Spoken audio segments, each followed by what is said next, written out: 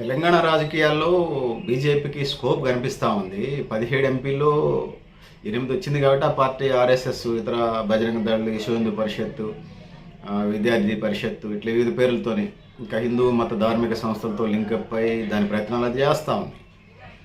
ఆంధ్రాలో కష్టంగానే ఉంది కానీ తెలంగాణకి సంబంధించి వచ్చినప్పుడు ఆంధ్రాలో వైఎస్ఆర్సీపీ, తెలుగుదేశం రెండు ఎవరు అధికారంలో ఉన్నా ఎవరు ప్రతిపక్షంలో ఉన్నా బేషరతుగా వాళ్ళ పరిస్థితులు వాళ్ళకున్నాయి. తెలుగుదేశానికి, వైఎస్ఆర్సీపీ పార్టీకి, జగన్కి, చంద్రబాబుకి.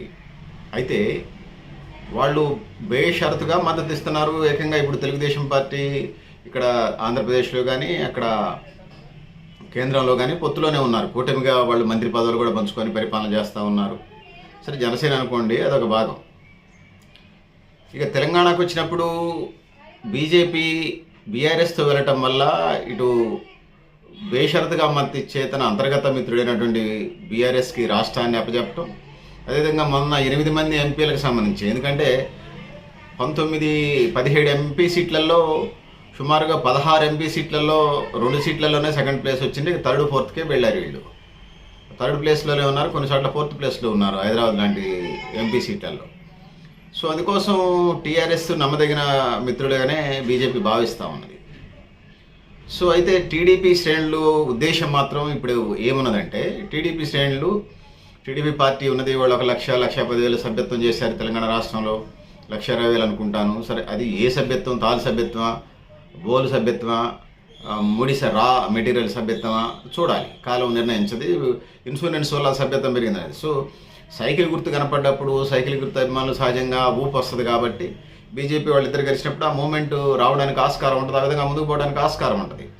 సో ఇది పరిస్థితి పెద్దలాడ మిత్రులు. ఆ విధంగా ముందుకు పోయే కార్యక్రమంలో తెలంగాణలో వాళ్ళు ఫ్రంట్ పెట్టుకొని ముందుకు పోదామన్న ఆలోచనలో ఉన్నారు. అట్లా చెప్తే నాన్ కాంగ్రెస్కి సంబంధించి వచ్చినప్పుడు జనసంఘ్ దగ్గర నుంచి నాన్ కాంగ్రెస్ వస్తూ ఉన్నది. ఎన్టీ రామారావు ఉన్నప్పుడు ముఖ్యమంత్రులకి, రాష్ట్రాలకి సంబంధించి నిధులు విడుదల చేసే కార్యక్రమంలో పెద్ద ఎత్తున రాష్ట్రంలో, కేంద్రంలో తెలుగుదేశం పార్టీ పెద్ద ఎత్తున యుద్ధం చేసింది. అనేక కేసులు ఇరు పార్టీలు ఒకళ్ళ మీద ఒకళ్ళు పెద్ద ఎత్తున కేసులు పెట్టుకున్నారు. ఈ క్రమంలో అటు ఆంధ్రాలో వైఎస్ఆర్సీపీ పార్టీ ఎలవడం, తెలంగాణలో బీజేపీ స్ట్రెంత్ కావడం, రాజకీయ సమీకరణాలు మారి అదే తెలుగుదేశం పార్టీ కేంద్రంలో, ఆంధ్రప్రదేశ్లో బీజేపీతో పొత్తు పెట్టుకెళ్ళినటువంటి సందర్భాన్ని మనం చూస్తాం ఇప్పుడు ప్రస్తుతం. కానీ గతంలో లాస్ట్ ఎంపీ ఎన్నికల్లో, మొన్న లేటెస్ట్గా జరిగినటువంటి 2024, 23 ఎన్నికల్లో కాకుండా అంతకుముందు ఎన్నికల్లో 2019, 18 ఎన్నికలకు సంబంధించి వచ్చినప్పుడు బీజేపీతోని కాకుండా కాంగ్రెస్తోని తెలుగుదేశం పార్టీ వెళ్ళినట్టుగా అంతర్గతంగా ఫ్రెండ్షిప్ మెయింటైన్ చేస్తున్నట్టుగా తెలుగుదేశం పార్టీ వ్యవహార శైలిని, అధినేతల శైలిని మనం చూసినప్పుడు మనకు అర్థమవుతూ ఉంటుంది. సో పెద్ద శత్రుత్వంగా ఏం లేదు, రాజకీయ పద్ధతిలోనే వెళుతున్నట్టుగా మనకు కనిపిస్తాయి. సో ఏది అయినప్పటికీ కూడా బీజేపీ అంటే ఎన్డీఏ కూటమి వర్సెస్ ఇండియా కూటమి పోటీలో అక్కడ బీహార్లో నితీష్ కుమార్, తెలంగాణలో అది ఆంధ్రప్రదేశ్లో చంద్రబాబు మద్దతుతోనే ఇప్పుడు ఇలా కేంద్రంలో ప్రభుత్వం నిలబడుతున్న పరిస్థితి మనం చూస్తూ ఉన్నాం. సో వామపక్షాల వాళ్ళ మీద కోపంగా ఉండటానికి కూడా అది ప్రధానమైన కారణం. దాన్ని కోలుగొట్టేస్తే బీజేపీ అంటే సైద్ధాంతికంగానే వామ ముంగిస పగ వామపక్షాలకి, బీజేపీ పార్టీకి, లేకపోతే ఇండియా కూటమి అని అందరిలో లేవు. ఇండియా కూటమిలో చాలామంది వామపక్షాల మిత్రులు కూడా ఉండొచ్చు. సో ఈ క్రమంలో బలహీనం చేయాల్సినటువంటి చేసి మా సిద్ధాంతం గొప్పదని చెప్పే క్రమంలో సైద్ధాంతికంగా చంద్రబాబు మీద కూడా కోపంగా ఉన్నటువంటి పరిస్థితి మనం చూస్తూ ఉన్నాం. ఇక పవన్ కళ్యాణ్ బీజేపీతోని హైకమాండ్ దగ్గరికి వెళ్ళి బీజేపీ శ్రేణులు, నేను వ్యక్తిగతం కాదు, బీజేపీ శ్రేణులు ఏంది పవన్ కళ్యాణ్ అంత దగ్గర తీసుకుంటున్నారు, నరేంద్ర మోడీ గారు 5 స్టార్ చాక్లెట్ ఇచ్చారు అని చర్చలు జరిగినప్పుడు వాళ్ళు నాతో చెప్పింది ఏంటంటే, తెలుగుదేశం, జనసేన, బీజేపీ పొత్తుతోని జగన్మోహన్ రెడ్డిని వైఎస్ఆర్సీపీని ఓడించాలని సాక్షాత్తు అమిత్ షా, నరేంద్ర మోడీ దగ్గరికి వెళ్ళి ఏడ్చారనేది ఒక వాళ్ళు చెప్పినటువంటి, బీజేపీ వాళ్ళు చెప్పినటువంటిది. నా మీద మీరంటే నేను సాక్ష్యాలు కూడా పెడతా. నేను అడుగులుగా మాట్లాడేవాడిని కాదు, నాకు అవసరం కూడా లేదు. వ్యక్తిగతంగా నాకు ఏ పదవుల కోసమో ఇంకెవరు నాకు పదవులు ఇస్తారని ఆశ అంతకంటే లేదు, లేదా నేను కాంట్రాక్ట్ టెండర్ల కోసం చేసేది కాదు. సో పబ్లిక్ ఇంట్రెస్ట్తో అని చెప్తా ఉన్నాను. సో ఏది ఏమైనా పవన్ కళ్యాణ్ మధ్యవర్తిత్వం ద్వారా ఆయన సీట్లు కూడా తగ్గించుకున్నాడు. ఫస్ట్ ఓన్లీ బీజేపీ లేకుండా బీజేపీ లేకుండా జనసేన, తెలుగుదేశం పొత్తుల్ని బీజేపీ పొత్తు వల్ల బీజేపీకి సీట్లు ఇవ్వాల్సి వచ్చినప్పుడు జనసేన 21 తగ్గించుకొని 21 గెలిచారు, అదొక భాగం. సో ఇట్లాంటి పరిస్థితులు ఉన్నాయి. ఈ తెలంగాణకి సంబంధించి వచ్చినప్పుడు జనసేనతోనే పెద్ద పార్టీ ఏం కాదు తెలంగాణలో.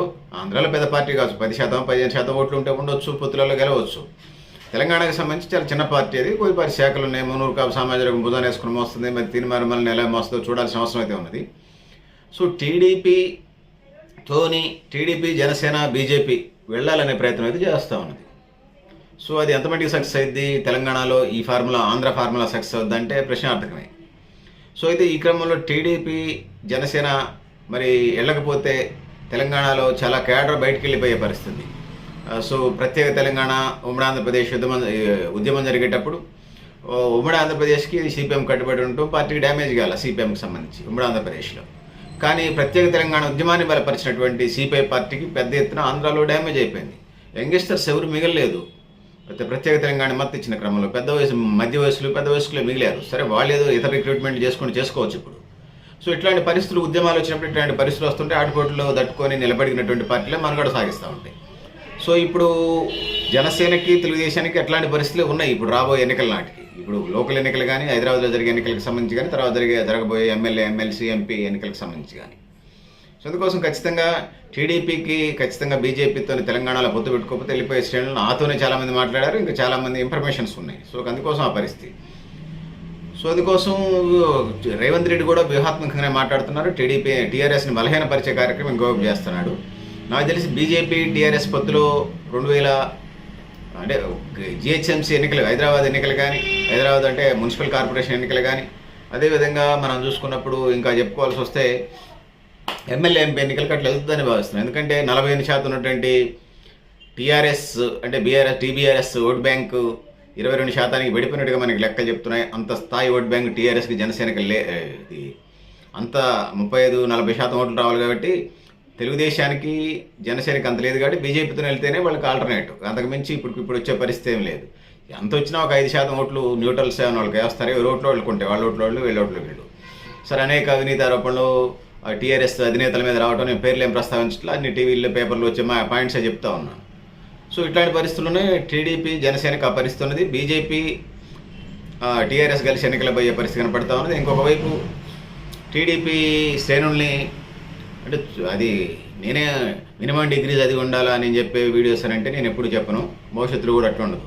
అందరు ప్రజలు, సామాన్య ప్రజల దాకా వెళ్ళాలనేదే నాకున్న ఉద్దేశం. ఎందుకంటే చాలా టైంని వాళ్ళు మనకి టైం స్పెండ్ చేసి చూస్తూ ఉంటారు. సాధ్యమైన విషయాలు వాళ్ళకి అర్థమయ్యే పద్ధతిలో చెప్పటం, మనకి ఫాలోవర్స్ పెరగటం, మన ఛానల్ ఫాలోవర్స్ పెరగటం, మన ఛానల్ పాపులర్ కావటం అనేది మాకున్నటువంటి అంతర్గత ఉద్దేశాలు. ఇంక అంతకుమించి పబ్లిక్ ఇంట్రెస్టే. అధికారం, ప్రతిపక్షం, ఆ పక్షం, ఈ పక్షం, ఏ పక్షంతో సంబంధం లేదు.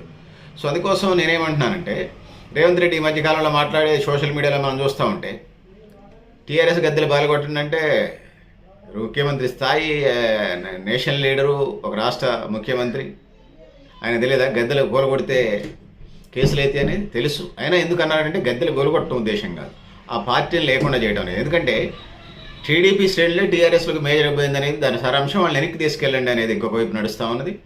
దాంతోపాటు టీఆర్ఎస్ని బలహీనపరిచేటువంటి కార్యక్రమాలు, ఆపరేషన్ ఆకర్ష్ కార్యక్రమాలు చేపట్టడం.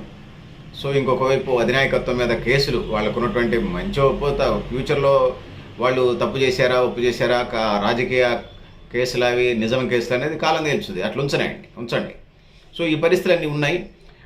ఖచ్చితంగా టీఆర్ఎస్ని టార్గెట్ చేసేటువంటి క్రమంలో వామపక్షాలను కూడా భుజాన్ని వేసుకున్నాడు. ఖమ్మం 100 ఏళ్ల సభకు వచ్చినప్పుడు కూడా వామపక్షాల గడ్డ అన్నాడు. వామపక్షాలు ఎంత గడ్డ, ఎంత బలం పెరిగిందా తగ్గిందా అనేది రేవంత్ రెడ్డికి తెలియదు కాదు, వామపక్షాలు తెలియదు కాదు. ఒకళ్ళ గురించి వీళ్ళ గురించి వాళ్ళకి తెలుసు, వాళ్ళ గురించి వాళ్ళకి తెలుసు. అందుకే ఉమ్మడి ఖమ్మం జిల్లాలో సిపిఎం, కాంగ్రెస్ సంవత్సరాల తరబడి, దశాబ్దాల తరబడి అనేక రకాలైనటువంటి రాజకీయ ఫ్యాక్షన్ జోన్గా నడిచినటువంటి వ్యవస్థను మనం చూస్తాం.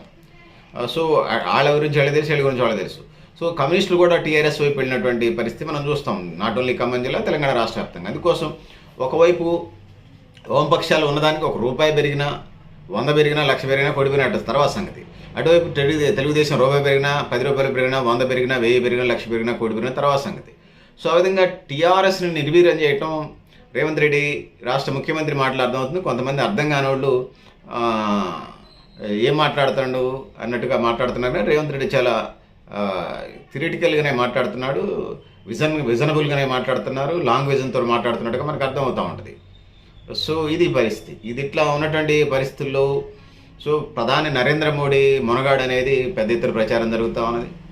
సో ఇట్లాంటి పరిస్థితుల్లో ప్రధానికి 2029 సంవత్సరం వచ్చినాటికి 79 ఏళ్ళు వస్తాయని ఆయనకు మినహాయింపు ఇస్తారేమో చూడాలి. సో దాని తర్వాత ఎవరు వస్తారు, అమిత్ షా వస్తారా, యోగి ఆదిత్యనాథ్ వస్తారా అనేది వాళ్ళ పార్టీకి సంబంధించిన అంతర్గత వ్యవహారం.